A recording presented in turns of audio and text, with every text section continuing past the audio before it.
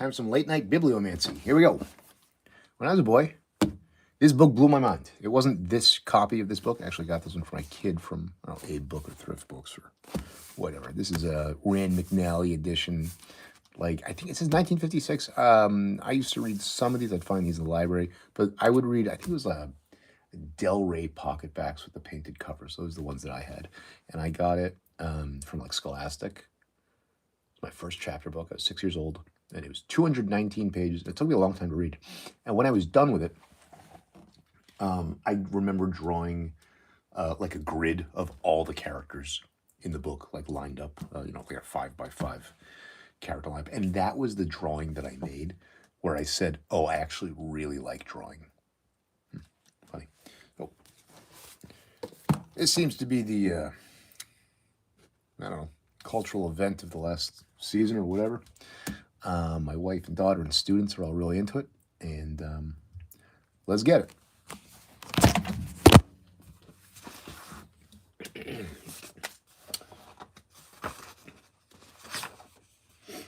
Part 1, Munchkinlanders. The root of evil. From the crumpled bed, the wife said, I think today's the day.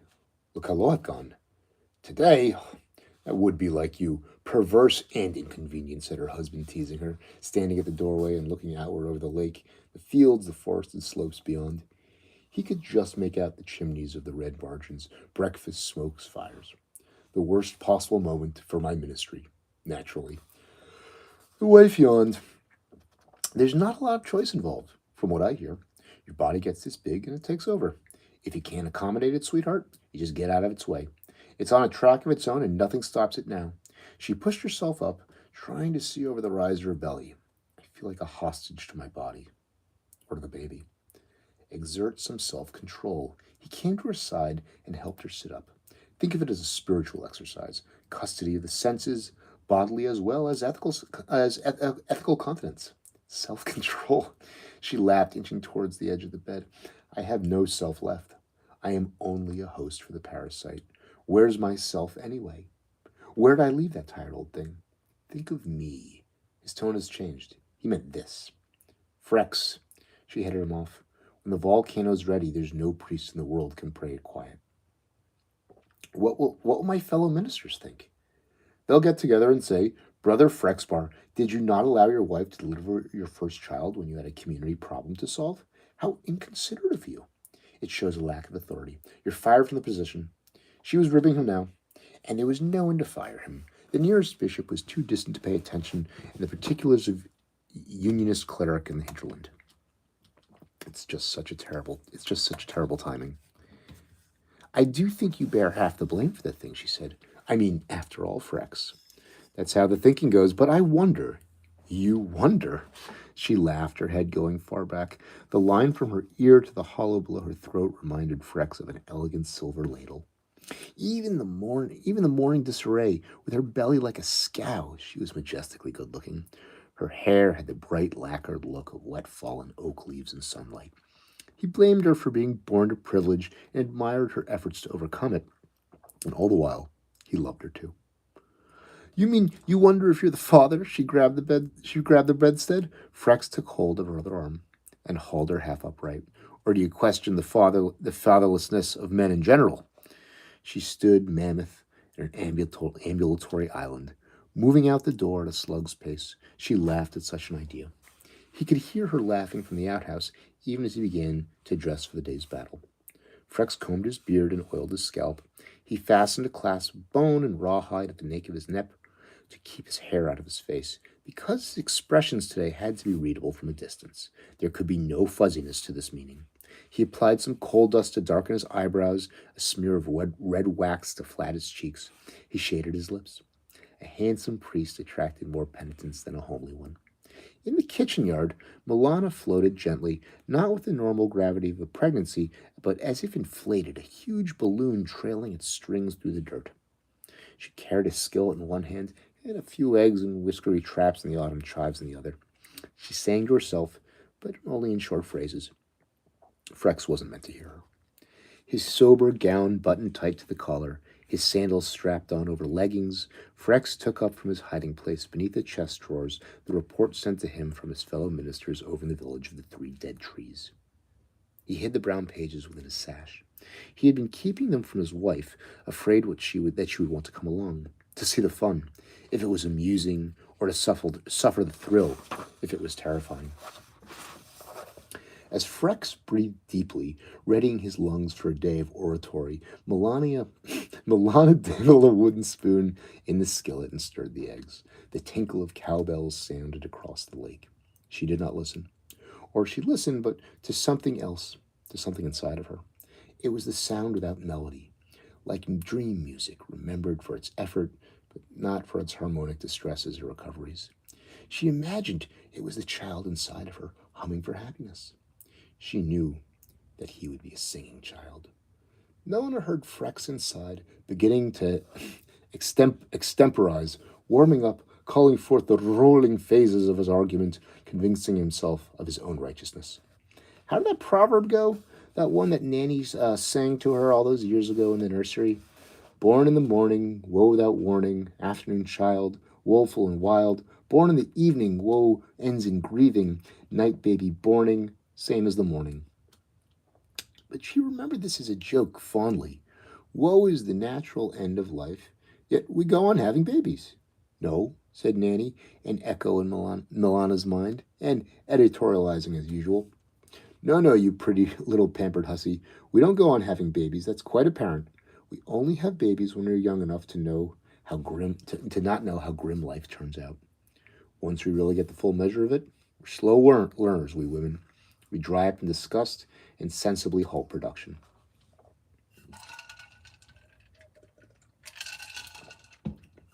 But men don't dry up, Milana objected. They can father to the death. We're slow learners, Nanny countered. But they can't learn at all. Breakfast, said Melania, spooning eggs into a wooden plate. Her son would not be as dull as most men. She would raise him to defy the onward progress of woe. It's time for crisis for our society, recited Frex. For a man who condemned worldly pleasures, he ate with elegance. She loved to watch the arabesque of fingers and 2 forks. She suspected that beneath his righteous asceticism, he possessed a hidden longing for an easy life. Every day is a great crisis for our society. She was being flip, answering him in the terms that men use. Dear thick thing. He didn't hear the irony in her voice. We stand at a crossroads. Idolatry looms, traditional values in jeopardy, truth under siege and virtue abandoned. He wasn't talking to her so much as practicing his tirade against the coming spectacle of violence and magic. There was a side to Frex that verged on despair. Unlike most men, he was able to channel it to benefit his life's work. With some difficulty, she sat down beside him on a bench. Whole choruses were singing wordlessly inside her head. Was this common for every labor and delivery? She would have liked to have asked nosy local women who had come around this afternoon growling slyly at her condition, but she didn't dare. She couldn't jettison her pretty accent, which they found affected. But she could avoid sounding ignorant about these basic matters. Frex noted her silence. You're not angry I'm leaving you today. Angry? She raised her eyebrows as if she'd never encountered the concept before.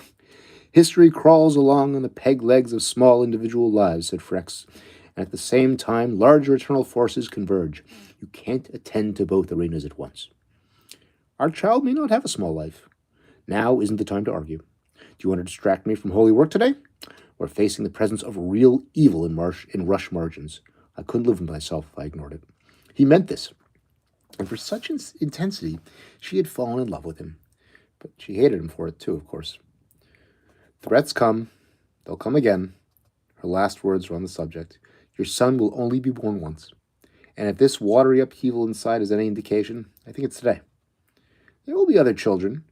She turned away so he could not see the rage in her face.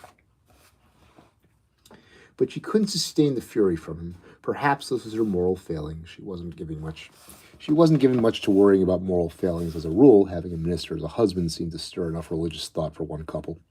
She lapsed suddenly into silence. Frex nibbled at his meal. It's the devil, Frex sighing. The devil is coming. Don't say a thing like that the day that your child is expected. I mean the temptation and rush margins, and you know what I mean, Melania. Words are words, and what's said is said, she answered. I don't require all your attention, Frex, but I do need some of it. She dropped the skill with a crush of the bench and stood up against the cottage wall. Well, and likewise, he said, what do you think I'm up against today? How can we convince my flock to turn away from the razzle-dazzle spectacle of idolatry? I will probably come home tonight having lost a smarter attraction. You might achieve a child today. I look forward to failure. Still, as he said this, he still looked proud. To fail in the cause of a high moral concern was satisfying to him. How could it compare with the flesh, blood, mess, and noise of having a baby? He stood at last to leave. The wind came up over the lake now, smudging the topmost reaches of the columns of kitchen smoke. They looked through Melania like funnels of water swirling down drains and narrowing focused spirals. Be well, my love, said Frex, although he had his stern public expression on from his forehead to his toes. Yes, Melania sighed. The child punched her deep down, and she had to hurry to the outhouse again. Be holy, and I'll be thinking of you. My backbone, my breastplate. Try not to get killed. The will of the unnamed God, said Frex. My will too, she said blasphemously. Apply your will to that which deserves it, he said. Now he was the minister, and she was the sinner, an arrangement she did not particularly enjoy. Goodbye, she said, and chose the stink of relief of the outhouse over standing to wave him off to the sight as he strode out to the road along rush margins.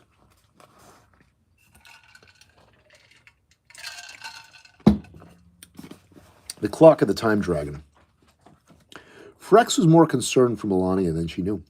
He stopped at the first fisherman's hut he saw and spoke with the man at the half door. Could a woman or two spend the day, and if needed the night, with Melania? It would be a kindness. Frex nodded with a wince of gratitude, acknowledging without words that Melania was not a great favorite in these parts. Then, before continuing around the end of Ilswater and over the rush margins, he stopped at a fallen tree and drew 2 letters from his sash. The writer was a distant cousin of Frex, also a minister. Weeks earlier, the cousin had spent time and valuable ink on a description of what was being called the Clock of the Time Dragon. Frex prepared himself for the day's holy campaign by rereading about the idol clock. I write in haste, Brother Frexbar, to catch my impressions before they fade. The clock of the Time Dragon is mounted on the wagon and stands as high as a giraffe. It is nothing more than a tottering, freestanding theater, punched on all 4 sides with alcoves and prosody marches. On the flat roof is a clockwork dragon, an invention of great green painted leather, silvery claws, ruby jeweled eyes. Its skin is made of hundreds of overlapping discs of copper, bronze, and iron. Beneath the flexible folds of its scales is an armature controlled by clockwork. The time dragon circles on its pedestal, flexes its narrow, leathery wings, they make a sound like a bellow, and belches out sulphurous balls of flaming, smoking orange stink. Below, featured in the dozens of doorways, windows, and porches are puppets, marionettes, figurines, creatures of folk tale, caricatures of peasants and royalty alike, animals and fairies and saints. Our unionist saints, Brother Frexbar stole out from underneath us. I got enraged. The figures moved on sprockets. They wheel in and out of the doorway. They bend at the waist. They dance and dawdle and dally with each other. Who had engendered this time dragon, this fake oracle, this propaganda tool for wickedness that challenged the power of unionism and the unnamed God? The clock's handlers were a dwarf and some narrow-waisted minions who seemed to only have enough brain capacity among them to pass a hat. Who else was benefiting besides the dwarf and his beauty boys? The second letter had warned that the clock was making its way next to rush margins. It told a more specific story.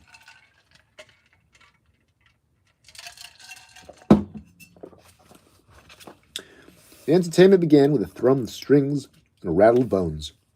The crowd pushed close, oohing. Within the lighted windows of the stage, we saw a marriage bed and a puppet wife and husband. The husband was asleep, and the wife sighed. She made a motion with her carved hands to suggest that the husband was disappointingly small. The audience shrieked with laughter. The puppet wife went to bed herself. When she was snoring, the puppet husband sneaked out of bed. At this point, up above, the dragon turned on its base and pointed its talon into the crowd, indicating without a doubt a humble, well-dagger named Grine, who had been a faithful, if intentative husband. Then the dragon reared back and stretched 2 fingers in a come-hither gesture, isolating a widow named Letta and her snaggle-toothed maiden daughter. The crowd hushed and fell away from Grine, Letta, and the blushing maid, as if they had suddenly been infected with running sores. The dragon rested again, but draped a wing over another archway, which lit up to reveal the puppet husband, wandering out in the night. Along came a puppet widow, with sprigged hair of high color, dragging along a protesting, flinty-toothed daughter. The widow kissed the puppet husband and pulled off his leather trousers. It was equipped with 2 sets of mail goods, one in the front, the other hanging off the base of his spine. The widow positioned her daughter on the abbreviated prong in the front and herself took advantage of the more menacing arrangement in the rear. The 3 puppets bucked and rocked, emitting squeals of glee. When the puppet widow and her daughter were through, they dismounted and kissed the adulterous puppet husband. Then they kneed him simultaneously fore and aft. He swung on springs and hinges, trying to hold all of his wounded parts. The audience roared. Grine, the actual well-digger, sweated drops as big as grapes. Letta pretended to guffaw, but her daughter had already disappeared from shame. Before the evening was out, Grine was set about by his agitated neighbors and investigated for the grotesque anomaly. Letta was shunned. Her daughter seems to have vanished entirely. We suspect the worst. At least Grine wasn't killed, yet who can say how our souls have all been stamped by witnessing such a cruel drama?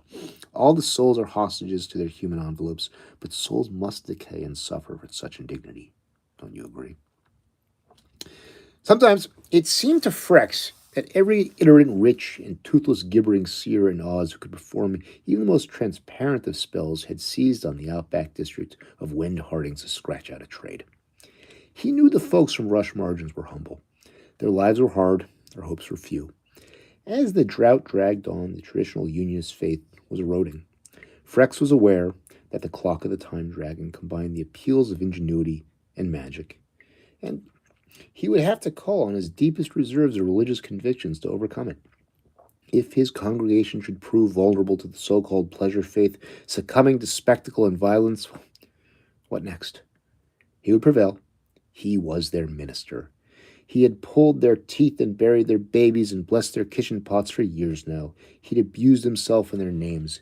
He had wandered with an unkempt beard and beggar bowl from hamlet to hamlet, leaving poor Melania alone in the minister's lodge for weeks at a time.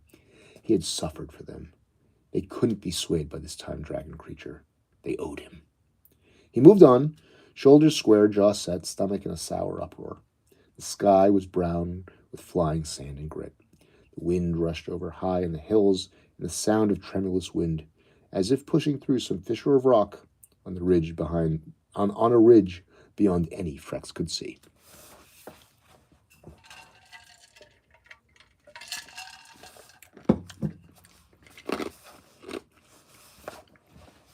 The birth of a witch.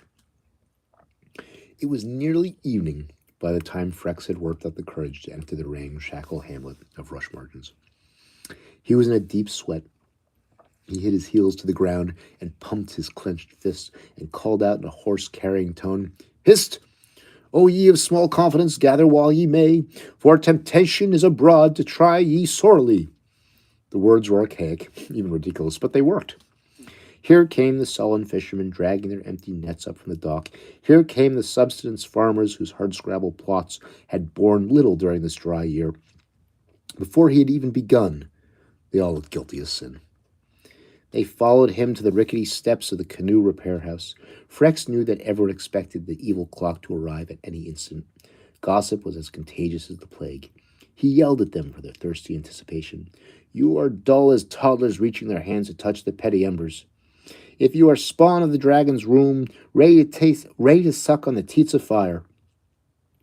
These were time-worn scriptural imprecations, and they fell a little flat tonight. He was tired, not at his best.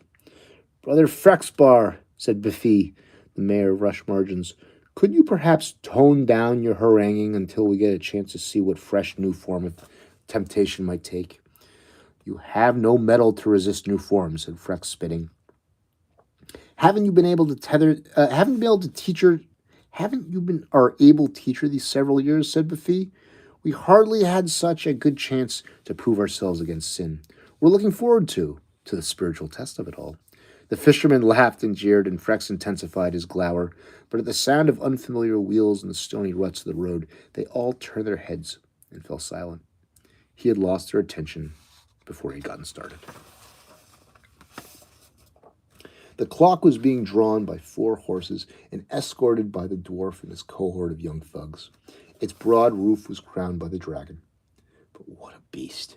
It looked poised as if ready to spring, and as if indeed invested with life. The skin of the house was decorated in carnival colors, burnished with gold leaf. The fisherman gasped as he drew near. Before the dwarf could announce the time of the performance, before the crowds of youths could draw at their clubs, Frex leapt into the lower stuff of the thing, a fold-down stage on hinges. What is this thing called a clock? The only clock face it has is flat, dull, and lost in all that distracting detail. Furthermore, the hands don't move. Look, see for yourselves. They're painted to remain at 1 minute before midnight. All you'll see here is mechanics, my friends. I know this for a fact. You'll see mechanical cornfields growing, moons waxing and waning, a volcano to spew a soft red cloth done up with black and red sequins. With all this tick-tocky business, why not have a pair of circulating arms with a clock face? Why not, I ask you? I'm asking you, yes, you, Gwinnett, and you, Stoy, and you, Peperipa. Why no real clock here? They were not listening. Gwinnett and Stoy and Pepina, nor were the others. They were too busy staring in anticipation. The answer, of course, is that the clock isn't meant to measure earthly time, but the time of the soul, redemption and condemnation time. For the soul, each instant is always a minute short of judgment. 1 minute short of judgment, my friends. If you died in the next 60 seconds, would you want to spend eternity in the suffocating depths reserved for idolaters?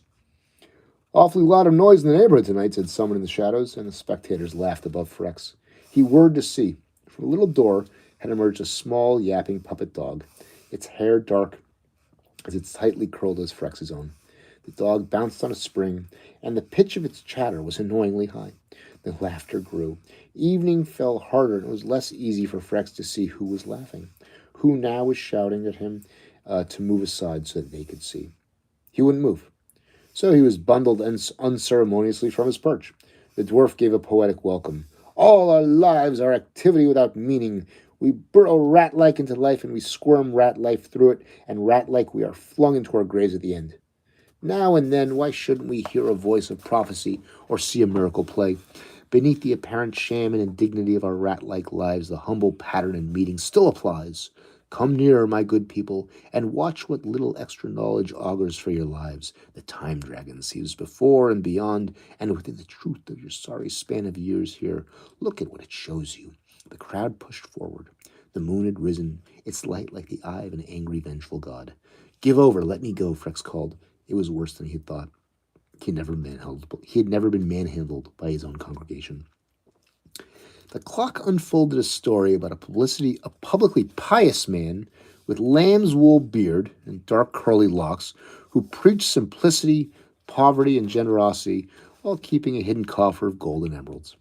The double-hinged bosom of a weak-chinned daughter and a blue-blood society. The scoundrel was run through with a long iron stake in the most indelicate way and served up to his hungry flock as roast flank of minister. This panders to your basest instincts, Frex yelled. His arms folded, his face magenta with fury. But now the darkness was almost total. Someone came up from behind him to silence him.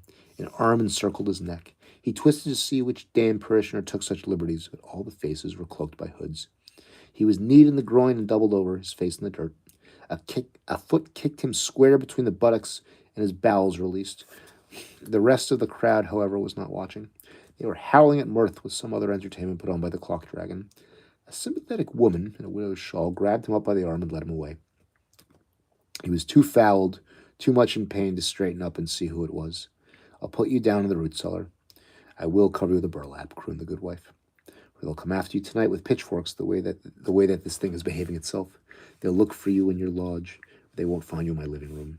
Melania, he croaked. They'll find her. She'll be seen too, said his neighbor. We women can manage that much, I guess. In the minister's lodge, Melania struggled with the consciousness of a pair of midwives went in and out of focus before her. One was a fishwife, the other a palsied crone.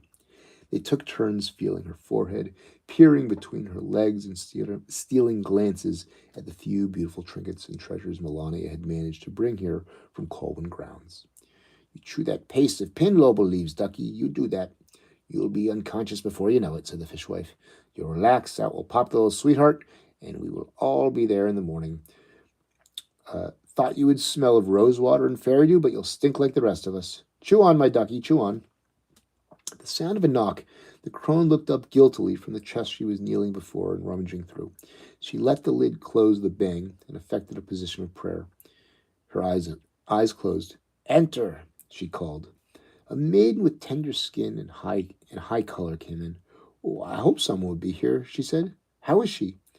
"Nearly out, and so is the babe," answered the fishwife. "An hour more, I reckon." "Well, I'm told to warn you, the men are drunk and on the prowl. They've been riled up by the dragon and the magic clock, and, they're looking for Frex to kill him. The clock said to. They'll likely stagger out here. We'd better get the wife safely away. Can she be moved?" "No, I cannot be moved," thought Melania. "And if the peasants find Frex, tell them to kill him good and hard for me, for I never knew a pain so extraordinary that made me see the blood behind my own eyes. Kill him for doing this to me." At this thought, she smiled in a moment of relief and passed out. "Let's leave her here and run for it," said the maiden. "The clock said to kill her too, and the little dragon she's going to give birth to. I don't want to get caught. We've got our own reputations to uphold," said the fishwife. "We can't abandon the fancy lady thing in mid-delivery. I don't care what any clock says." The crone, her head back in her chest, said, "Anyone for some real lace from Gillikin?" "There's a hay cart in the lower field, but let's do it now," said the fishwife. "Come, help me fetch it. You, old mother hag, get your face out of the lens and come dampen up the pretty pink brow. Righto, now we go." A few minutes later, the crone, the wife, and the maiden were trundling in the hay cart along a rarely used track through the spindles and bracken of the autumn woods. The wind had picked up, its whistles over the treeless foreheads of the cloth hills. Melania, sprawled on blankets, heaved and moaned in unconscious pain. They heard a drunken mob pass with pitchforks and torches. The women stood silent and terrified, listening to the slurred curses. They pressed on with greater urgency until they came upon a foggy copse, the edge of the graveyard and unconsecrated corpses. Within it, they saw the blurred outlines of the clock. It had been left here for safekeeping by the dwarf. Now, fool he could guess this particular corner of the world was back at the last place jumpy villagers would seek tonight. "The dwarf and his boykins were drinking in the tavern too," said the maiden breathlessly. "There's no one here to stop us." The crone said, "So you've been peering in the tavern windows at the men, you slut." She picked open the door and back of the clock. She found a crawl space. Pendulums hung ominously in the gloom. Huge toothed wheels looked primed to slice any trespasser into sausage rounds. "Come in, drag her in," said the crone. The night of torches and fog had given way. At dawn, the broad bluffs of thundercloud, dancing skeletons of lightning. Glimpses of blue sky appeared briefly, though sometimes it rained so hard that it seemed more like mud drops falling than water. The midwives crawling on hands and knees out of the back of their clock wagon, and had a little discharge at last. They protected the infant from the dripping gutter. "Look, a rainbow," said the senior, bobbing her head. A sickly scarf of colored light hung in the sky. What they saw, rubbing the caul and blood off their skin, was just a trick of the light. After all, following the storm, the grass did seem to throb with its own color. The roses zinged and hovered with crazy glory on the stems. But even with these effects of light and atmosphere, the midwives couldn't deny what they saw. Beneath the spit of the mother's fluids, the infant glistened a scandalous shade of pale emerald. There was no wail, no bark of newborn outrage. The child opened its mouth, breathed, and then kept its own counsel. "Whine, you fiend," said the crone. "It's your first job." The baby shrieked its obligation. "Another willful boy," the fishwife said, sighing. "Shall we kill it?" "Don't be so nasty to it," said the crone. "It's a girl." "Ha!" said the bleary-eyed maiden. "Look again. There's the weather vane." For a moment, they were in disagreement, even with a child naked before them. Only a second and third rub was it right that the child was indeed feminine. Perhaps in labor, some bit of organic effluvia had become caught in the quickly dried of the cloven place. Once toweled, she was observed to be prettily formed, with long, elegant hands, forearms, nicely turned out, clever pinching little buttocks, cunning fingers with scratchy little nails, and an undeniable green cast to the skin. There was a salmon blush in the cheeks and belly, a beige effect around the clenched eyelids, a tawny stripe on the scalp showing the pattern of eventual hair. But the primary effect was vegetable. Look what we got for our trouble, said the maiden. A little green pat of butter. Why don't we kill it? You know what the people will say. I think it's rotten, said the fishwife, and checked out the root for a tail, counted fingers and toes. It smells like dung. That is dung you're smelling, you idiot. You're squatting in a cow patty pie. It's sick. It's feeble, that's why the color. Lose it in the puddle, drown the thing. She'll never know. She'll be out for hours in her ladylike faints. They giggled. They cradled the infant in the crook of their arms, passing it around to test her weight and balance. To kill it was the kindest course of action. The question was how. Then the child yawned, and the fishwife absent-mindedly gave her finger to nurse on, and the child bit the finger off at the second knuckle. It almost choked on the gush of blood. The digit dropped out of its own mouth into the mud like a bobbin. The woman catapulted into action. The fishwife lunged to strangle the girl, and the crone and the maiden flared up in defense. The finger was dug out of the mire and shoved into an apron pocket, possibly a sew back onto the hand who had lost it. It's a clock. She just realized she didn't have one, screeched the maiden, and fell on the ground laughing. Oh, beware the stupid boy first tries to please himself with her. She'll snip off his young sprout for a souvenir. The midwives crawled back into the clock and dropped the thing at the mother's breast, afraid to consider mercy murder for fear of what else the baby might bite. Maybe she'll chop the tit off next. She'll bring her drowsy frailness around quick enough, the crone chuckled. What a child that sips blood even before it's had its first suck of mother's milk. They left a pipkin of water nearby, and under cover of the next squall, they went squelching away to find their sons and husbands and brothers, and berate and beat them if they were available, or bury them if not. In the shadows, the infant stared overhead at the oiled and regular teeth of Time's clock.